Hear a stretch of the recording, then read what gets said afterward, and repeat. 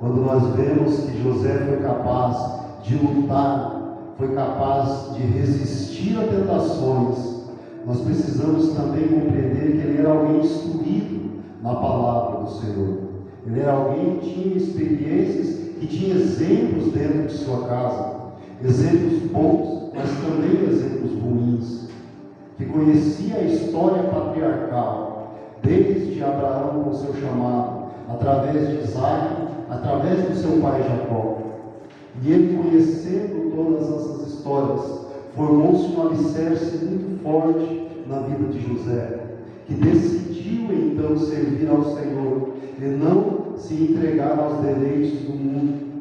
Quando ele conhece as histórias dos seus antepassados, ele entende que o seu avô Isaac, estando com Abraão, subindo aquela montanha, a qual nós conhecemos a passagem, que diz que ele faria um sacrifício no alto da montanha.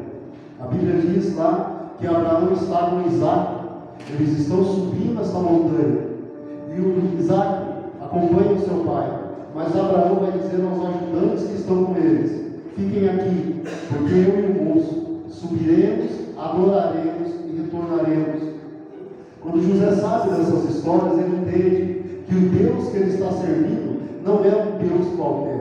O Deus que ele está servindo é um Deus poderoso, fiel, cumpridor de promessas, e que quando as suas mãos estão sobre a vida de alguém, ele é fiel para guardar e para cumprir, zelando pela sua palavra para que se cumpra. Quando nós vemos que Isaac sobe aquela montanha com Abraão, ele pergunta onde está o cordeiro, onde está o sacrifício, de onde virá. Quando ele entende isso, ele é um jovem forte. Quando ele se deita sobre aquele altar, ele vê o cutelo quase descendo para imolá-lo, ele entende ali que o Senhor Deus, provando a fé de Abraão, foi fiel o suficiente para prover o cordeiro naquele lugar. Tanto é que o nosso Senhor passa a ser conhecido como Jeová o provedor. José sabia dessas histórias, isso forjou o caráter de José, tanto as coisas boas como as coisas ruins, porque a Bíblia não faz questão de esconder erros, a Bíblia não faz questão de esconder passagens que talvez sejam vergonhosas, mas que o próprio Deus deixa ali, para que nós possamos também seguir e entender que exemplos como esse nós não podemos servir no nosso dia a dia. Quando eles descem dali, aqueles que estavam aguardando não compreenderam nada da experiência sobrenatural que ocorreu em cima da montanha. Aqueles que têm intimidade com o Senhor Deus verá coisas que muitos não veem. Aqueles que têm intimidade com o Senhor Deus verá coisas do alto que quem está no baixo não vê. Aqueles que têm intimidade com o Senhor Deus verá coisas do alto que quem está embaixo nem mesmo pode imaginar. Mas essas informações chegam ao coração de José. Está aí a formação dele. O seu avô Isaac casa-se com Rebeca. A Bíblia vai dizer que 20 anos de oração Isaac faz para que Rebeca, sendo estéril, viesse a conceber. São 20 anos orando, são 20 anos perseverando, são 20 anos porque ele conhecia o Deus que ele servia. E se alguém porventura viesse a dizer: olha, deixa a Rebeca para lá, porque essa promessa que está sobre Abraão não vai se cumprir na descendência, deixa a Rebeca para lá, pegue outra mulher. Ele tinha um exemplo dentro de casa. Ele sabia que Sara havia trazido Agar para Abraão. O exemplo estava dentro de casa. Isaac não aceita. O seu joelho no chão, a perseverança na oração, e sabendo que o Deus que proveu na montanha também teria poder para prover na vida dele, e ele perseverando. São experiências que vão para a vida de José e que devem vir às nossas vidas hoje. Quando o Senhor dá a Rebeca este poder de gerar, a Bíblia vai dizer que ela está gerando dentro dela a resposta da oração de tantos anos de Isaac, agora está sendo gerada. Aquilo que Isaac pediu por tanto tempo, agora está sendo gerado dentro de Rebeca. Só que a Bíblia vai dizer para nós que ele começa a se mexer, aquilo começa meio que incomodar Rebeca. E vai incomodando Rebeca de tal maneira que Rebeca pergunta ao Senhor: o que é que está acontecendo? Por que tem esse transtorno? Aquilo que era uma bênção tremenda, de repente começa a incomodar. Mas o Senhor diz a ela: dentro do teu ventre tem 2 nações. Dentro do teu ventre está sendo gerado um projeto de Deus. Dentro de você está sendo gerado algo de Deus. A resposta da oração veio à vida de Rebeca, mas o que está sendo gerado em Rebeca pertence ao Senhor. O projeto que Deus tem gerado na vida de muitos pertence a Ele. A oração de muitos anos, ela vai ser ouvida e se cumprirá, mas temos que entender que precisa estar diretamente ligada com a vontade do Senhor nosso Deus, porque é projeto dele. Viria Jacó, veria Esaú, mas era projeto de Deus na vida da Rebeca. E às vezes a falta de compreensão, quando as coisas começam a se ajeitar, às vezes a dúvida vem, porque as águas começam um rebuliço. E às vezes aquilo que é bênção, nós começamos a pensar que não é.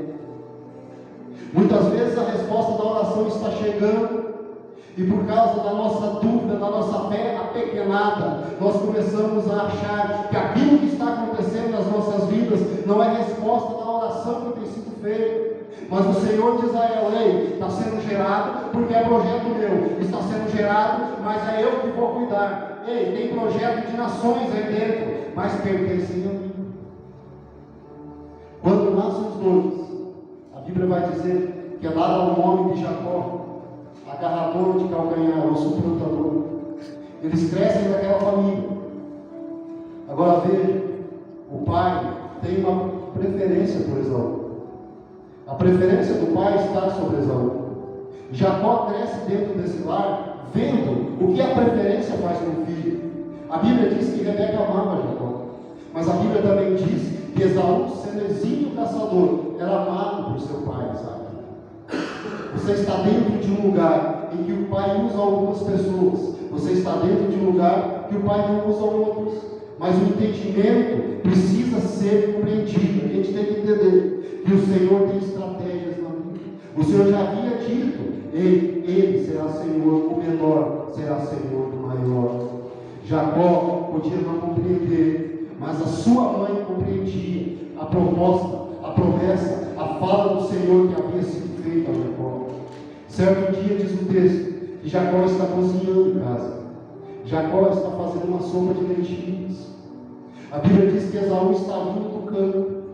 Jacó ficava próximo do pai, próximo da casa do pai. Esaú saía para o campo. Jacó permanecia mais próximo da casa do pai. Esaú sempre ultrapassava os limites atrás de outras coisas, atrás de caça. Mas Jacó, sempre pastoreando as suas ovelhas, permanecia sempre próximo, sempre na casa do seu pai, sempre ao alcance da voz do seu pai, sempre na presença do seu pai. Ele não saía dos limites da casa do seu pai, porque ele entendia que ele necessitava ficar na casa do pai, para que a bênção do pai lhe alcançasse. Ele precisava estar na casa do pai, mesmo que Esaú fosse a limites fora. Ele entendia que ele não seguiria, porque ele tinha princípios para permanecer na casa do pai.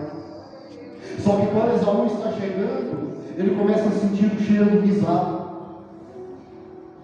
Quando Esaú está chegando na casa, o cheiro do guisado entra dentro da mente de Esaú.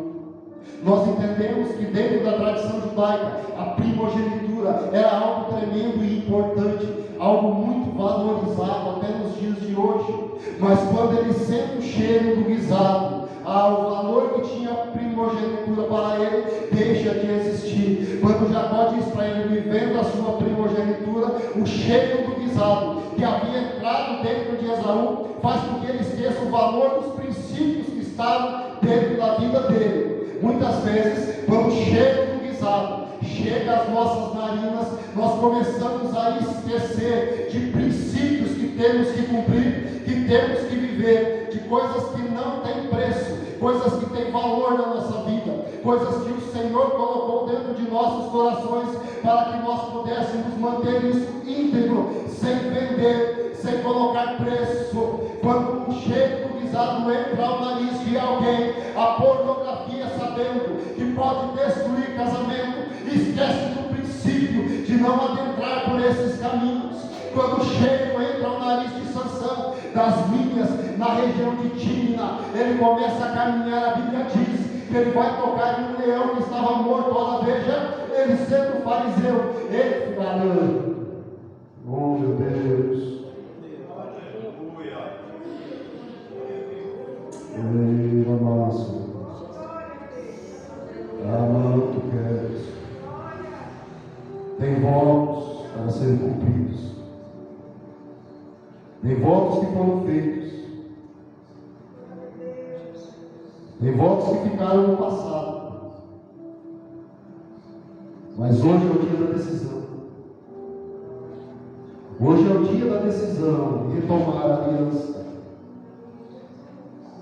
Hoje é o dia que o Senhor fala contigo.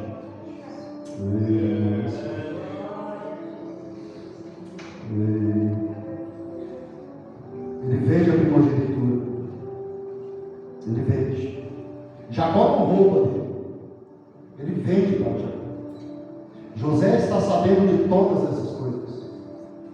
Quando Jacó gera seus filhos, José agora está dentro de um lar, mas sabedor de todas as histórias, sabedor de todos os erros, mas sabedor de todos os acertos.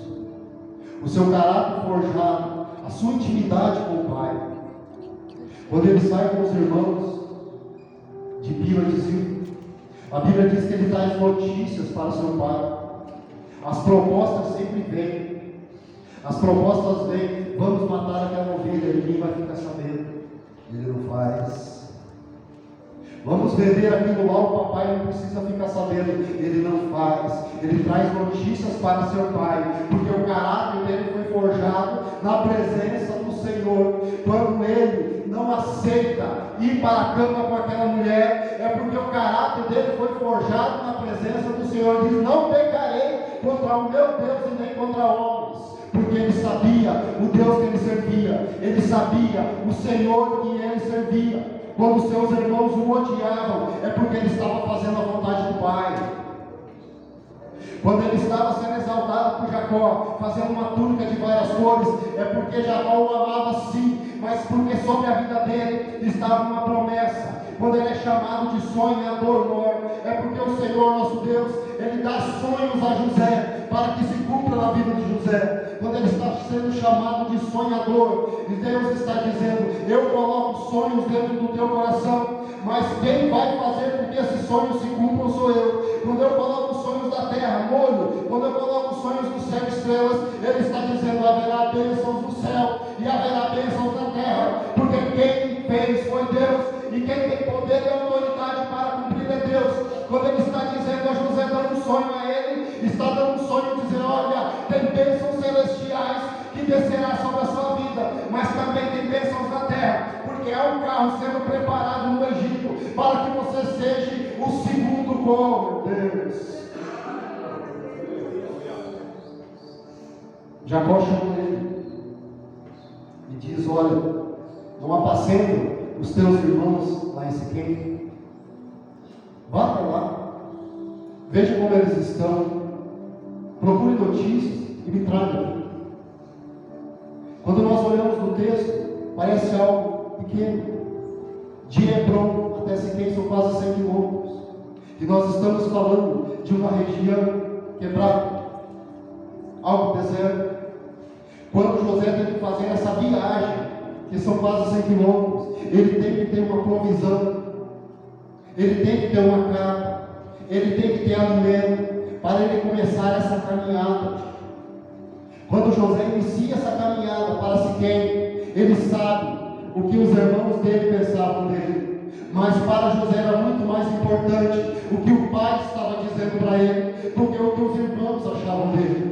Para José era muito mais importante cumprir o ID do Senhor, do que escutar o que os irmãos pensavam dele. Para José era muito mais importante ser fiel à palavra do seu pai, do que ouvir o que os seus irmãos queriam dizer a ele. Eles chamavam de sonhador, mas mas o Senhor dos céus estava dizendo: o sonho quem deu fui eu, o cumprimento quem vai dar fui eu, o cumprimento sou eu que darei, o caminho sou eu que cuidarei. Se você for no caminho que Ele te colocou e não desistir, tem bênção ao final. Ele caminha com dificuldade, olha. Mas quando ele chega até esse lugar, quando ele chega a esse lugar, a Bíblia vai dizer que há alguém ali que ele não conhecia. Mas esse alguém que ele não conhecia, ele podia ver. E esse alguém que ele podia ver, mas não conhecia, lhe deu uma informação. E vai dizer: olha, ouvi os seus irmãos dizer que eles estão indo para Dotã. Ouvi os seus irmãos dizendo que eles vão para outro lugar. Agora veja, José já havia caminhado 100 quilômetros. José já estava cansado da jornada dele. José com certeza teve os seus problemas no meio do caminho. E quando José chega àquele lugar que ele pensou que o sofrimento seria só até ali, agora ele descobre que ele tem mais uma caminhada para fazer. Quando José chega até ali agora, alguém que ele podia ver, mas alguém que ele não conhecia, ele diz: olha, eles estão em Dotã, você topa continuar a caminhar?